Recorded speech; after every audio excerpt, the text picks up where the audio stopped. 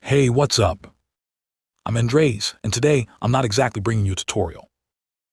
I want to show you my creative process, how I build an image layer by layer inside TouchDesigner, making decisions as I go. Let's start with what I have on the table. 3 pieces.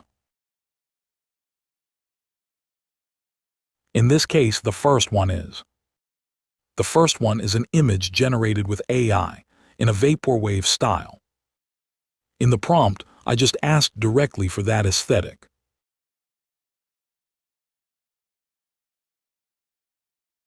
The second is the cutout of a portrait, already exported as a PNG with transparency. I also asked the AI to remove the background. And the third one is a dither. It's a dithering shader. I use it to give texture to the images and unify the whole look of the scene.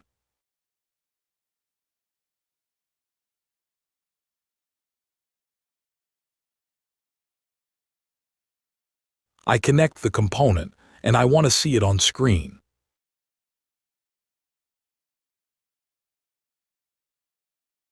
So I'll drop an out node and turn on the display button.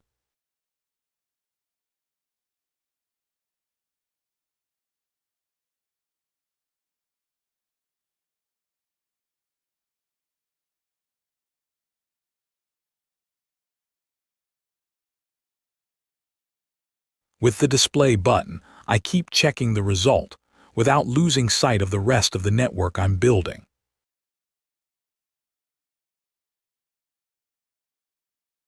And meanwhile, I'm arranging my workspace so I can see better what I'm doing.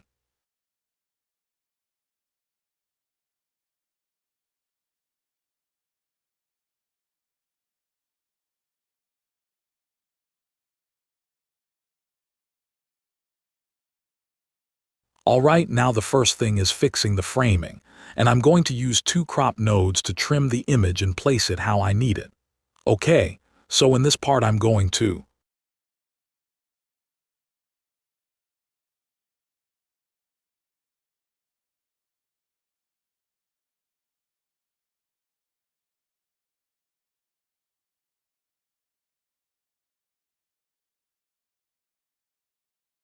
crop the bottom, so I move this switch to cut the lower part, and I set the resolution in the fit to a square image.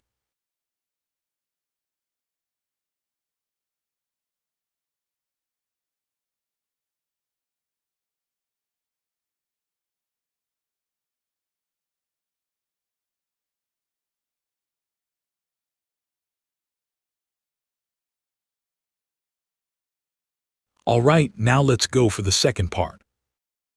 I'm going to extract the background of the image, so I crop the top part.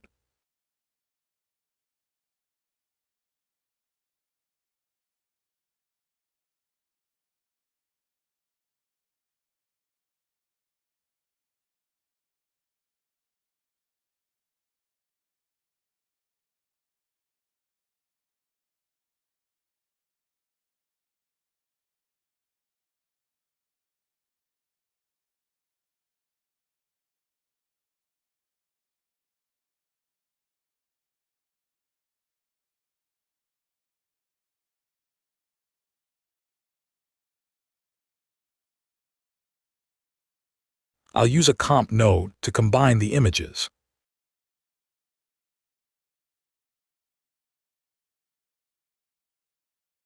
It's very important that every part of the network uses the same resolution, so you don't get this kind of error. Here, the first image took the resolution from the one below.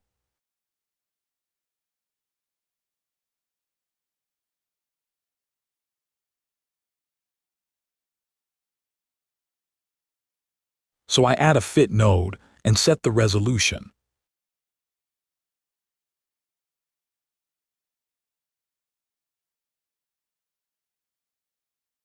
And I also set the way the image gets fitted. So we go to the main tab of the node.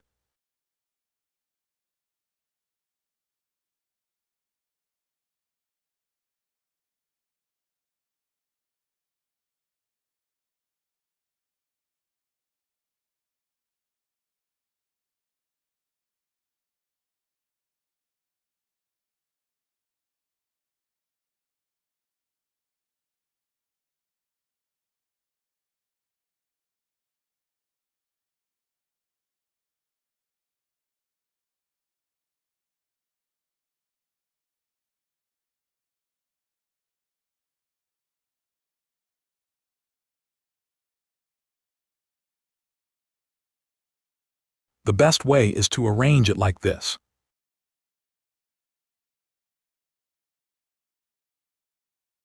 Alright, now I have distortion.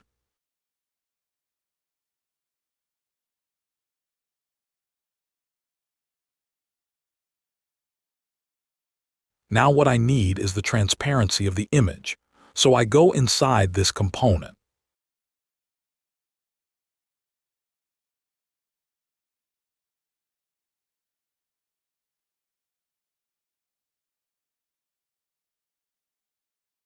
And I turn on the checkboxes that give me back the alpha channel.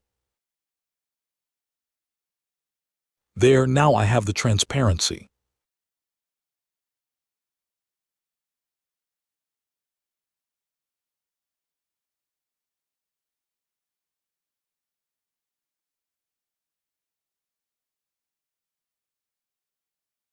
With the background transparent, I can treat the portrait as an independent element. Now with a new select, I'm going to recover a part of the background, so I can work it better.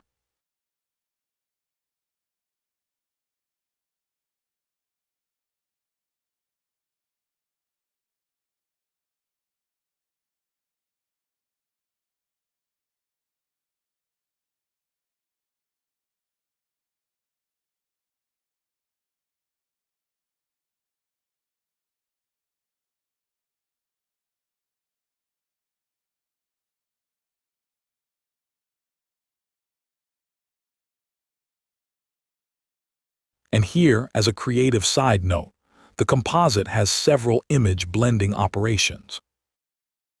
On this layer, I'm going to use multiply, and on the next one, over.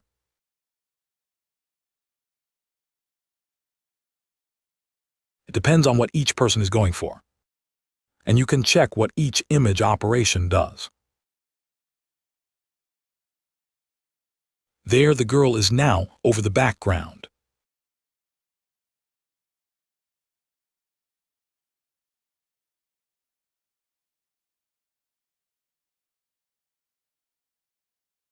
So she's over the background, but it doesn't convince me. So I'm going to work this part of the background a bit more and take an element I like, which is like the TV set. I place it and I see that the top part isn't quite right. It's not cropped well.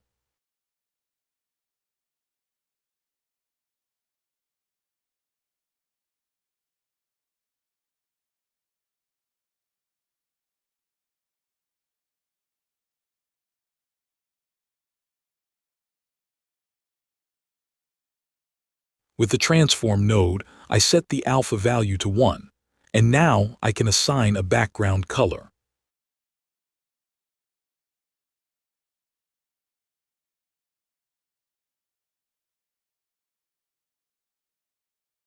I can set a color in the background.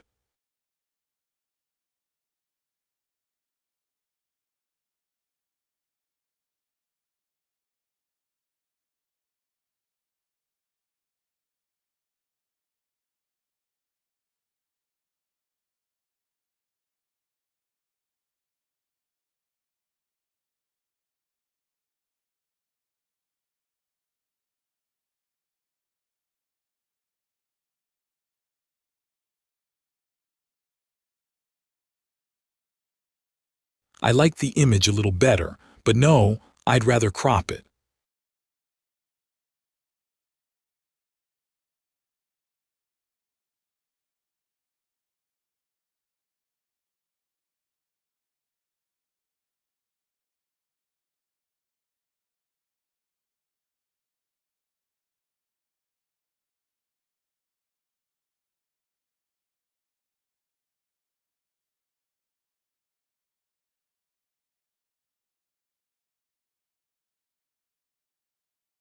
With these values, but anyway, since this shader comes with several types of matrices, I have a lot of ways to play.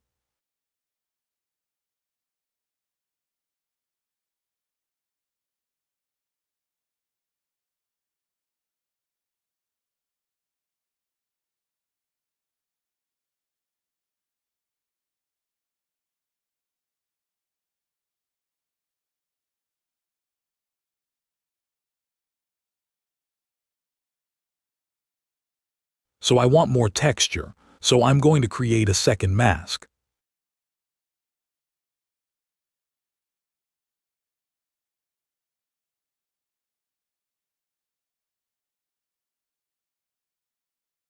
And here I'm checking what could work to give it that texture.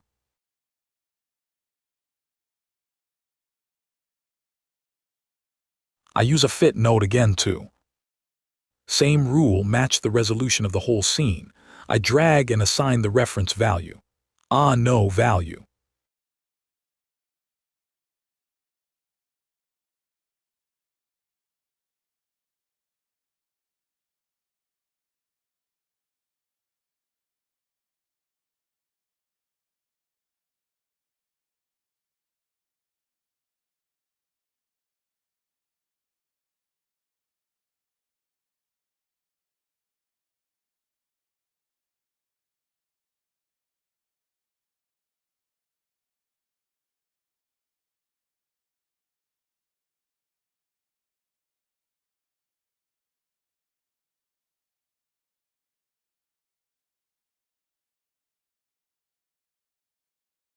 So here I add another composite node to keep stacking the layer.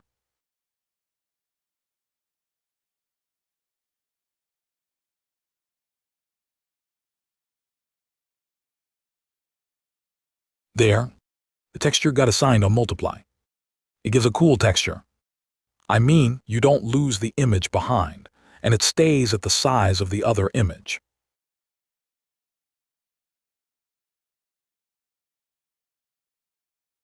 But in this case, I'm going to use something else to give more movement to the image.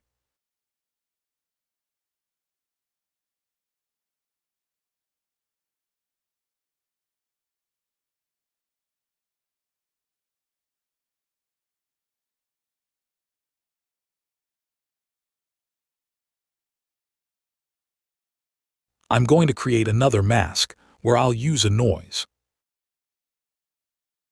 And that way, take fragments of the image. I connect it to a limit node. And that's how I create the mask. In this case, I'm going to use round, and I adjust it so the little squares come out complete in the node.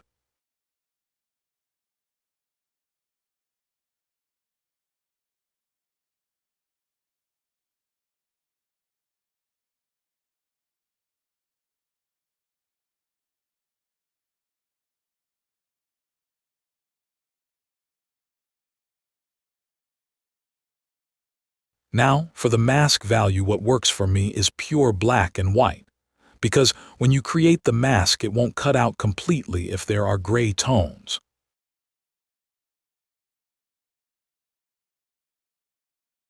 And I animate it. I write this expression, abs time.seconds, times 0.2. Well,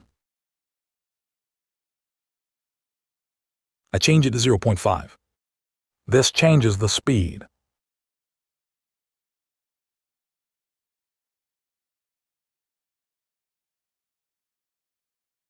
And I add it to a new composite. Here I used multiply. And done. As you can see, it cuts out.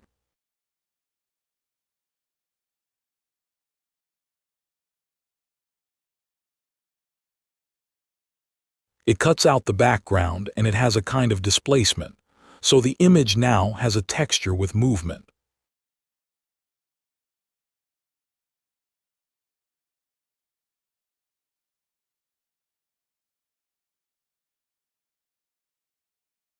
Alright, so I'm going to play a little more with the texture to see what else works for me.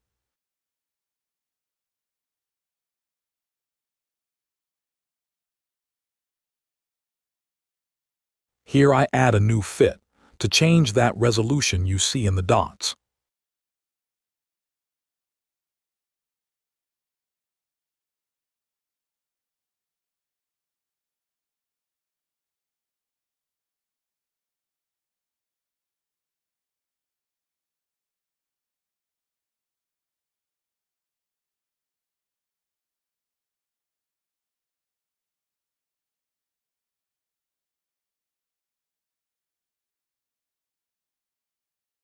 I'm going to adjust the resolution of the shader.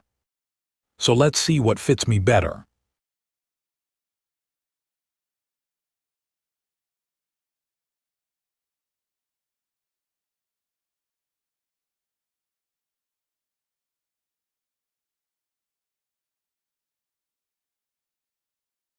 Well, what I'm saying here is that it's worth trying combinations before closing.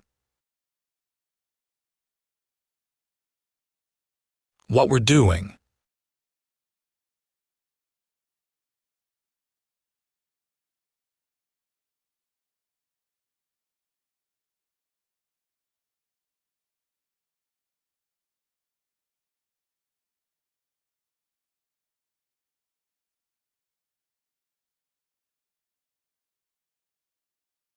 I think I'm liking it like this, so I'll leave this part and I'm going to create another effect.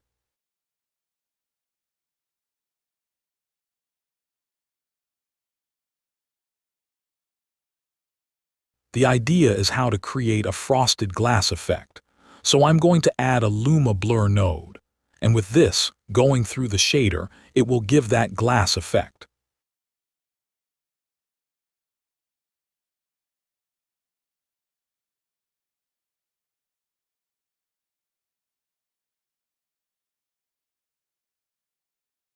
I'm going to adjust this a little, because I'm not seeing exactly what I'm doing.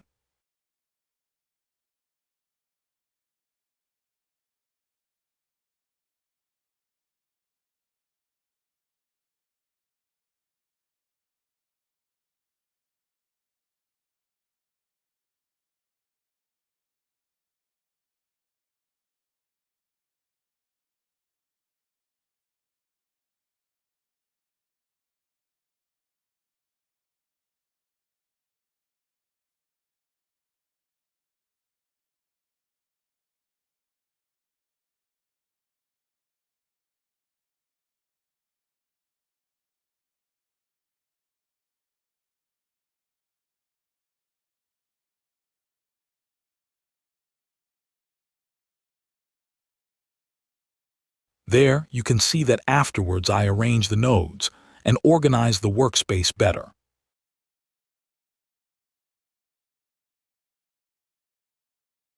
I'm fine-tuning the details of the image.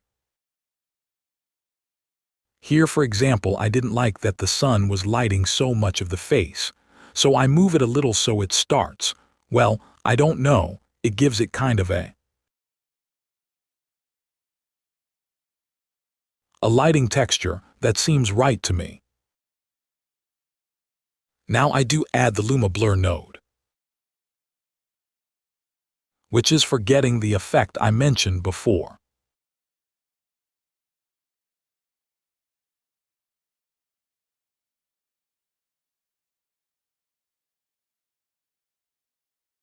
Here I add a noise node, and I'm going to do the same process as the previous one.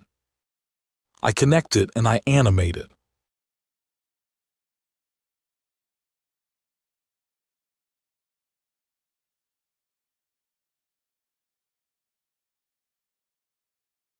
Here I adjust the values, because with that default noise, it doesn't give me that movement effect. And in the Luma Blur node, I want to work the white color channel to give that blurry effect only on the white parts, which is what the node does.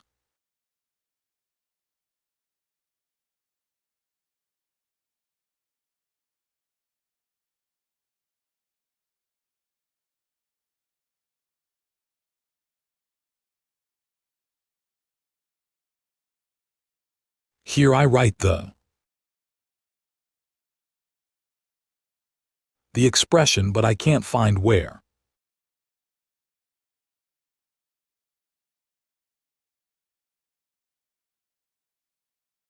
Yeah, it's fine. I just realized it's the S there.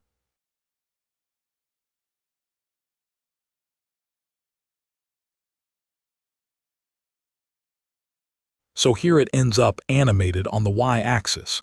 It's moving from left to right.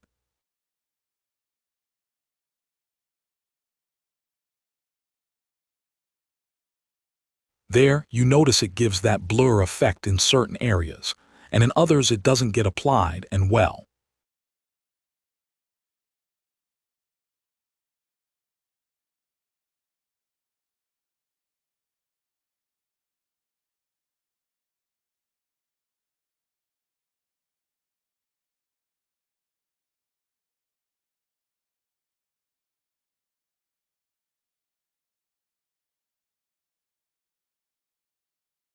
I'd say that is the essence of the process for building the image layer by layer.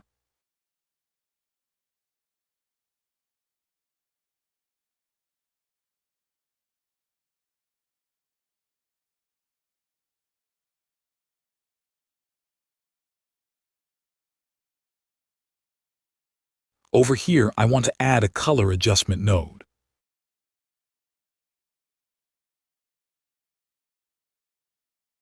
And change the pixelated texture of the background a little.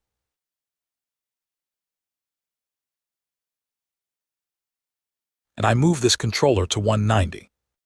Well, I like this blue color better.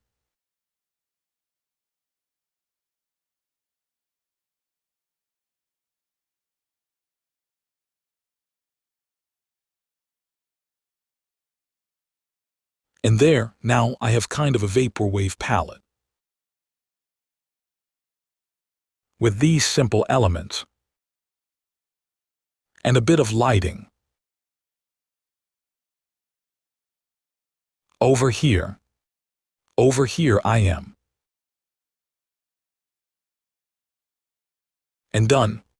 That's how this little toy turns out.